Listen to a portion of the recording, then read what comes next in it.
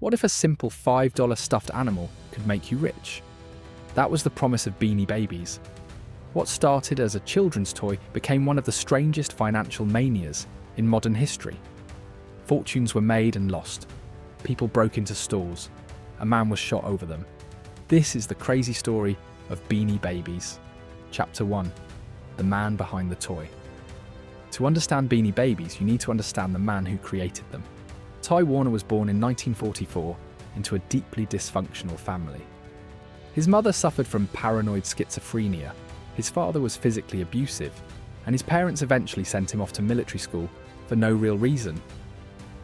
As Ty got older, he got a job selling stuffed toys for a large company, and immediately showed an extraordinary talent for predicting which toys would sell. By the early 1970s, he was the company's top salesman, earning over $100,000 a year, more than the CEO himself. But success made him arrogant. He started showing up to meetings in luxury cars, wearing neon suits and fur coats. When the company reduced his commissions, he secretly began pitching his own ideas to their clients. Management found out and fired him immediately. Ty spiraled into a deep depression, and those around him genuinely feared for his life. Chapter 2. Building something new. In the 1980s, Ty decided to start his own plush toy company. The industry was shrinking, cheap overseas toys had flooded the market, and electronic games like Nintendo were taking over. But Ty believed the market just needed something better.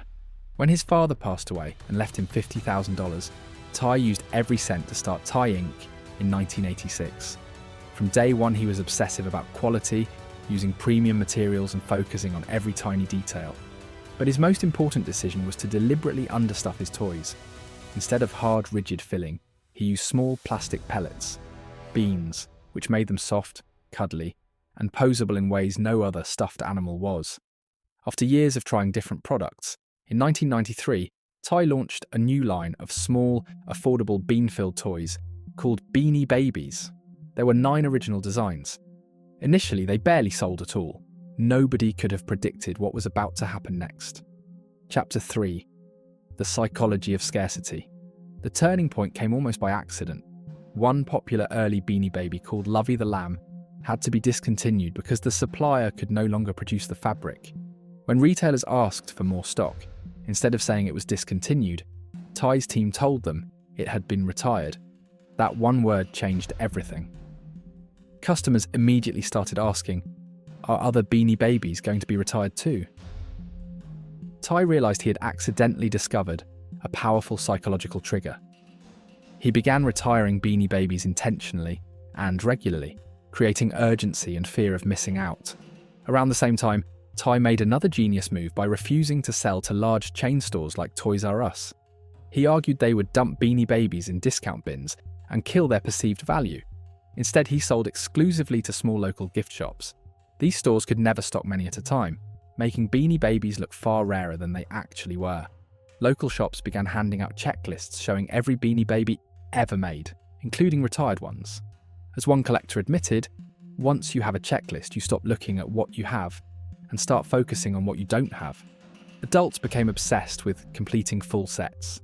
A secondary market exploded where people traded and resold Beanie Babies. Price guides appeared listing supposed values for every retired design, and collectors treated these numbers as real. The idea that a $5 toy could be a serious investment was now planted in the public mind. Chapter 4. The Internet changes everything. In 1995, a part-time employee named Lena suggested Ty launch an official website.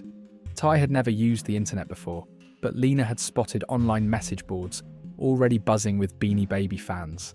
The result was Ty.com, one of the first ever business-to-consumer websites, and essentially the first internet sensation. Ty used the site to post cryptic hints about upcoming retirements, written as if the Beanie Babies themselves were speaking. Fans spent hours refreshing the page, waiting for updates. The site crashed constantly from traffic. The moment a retirement was announced, stores sold out within hours, and resale prices shot up overnight. Meanwhile, Beanie Babies became the single most popular product on the brand new website called eBay. At the peak of the craze, an estimated 10% of all eBay transactions were Beanie Baby related. The auction format drove prices even higher, Chapter 5. Total Chaos. In 1997, Ty partnered with McDonald's to offer miniature Beanie Babies called Teeny Beanies inside Happy Meals. The promotion launched in April, and chaos followed immediately. Customers ordered enormous quantities of Happy Meals and told staff to throw the food away. They only wanted the toys. McDonald's nearly doubled its Happy Meal sales in weeks. Stores ran out almost instantly. Customers wore disguises to buy more than the allowed limits. An 18-year-old McDonald's employee was arrested for stealing over $6,000 worth of Teeny Beanies from his own workplace.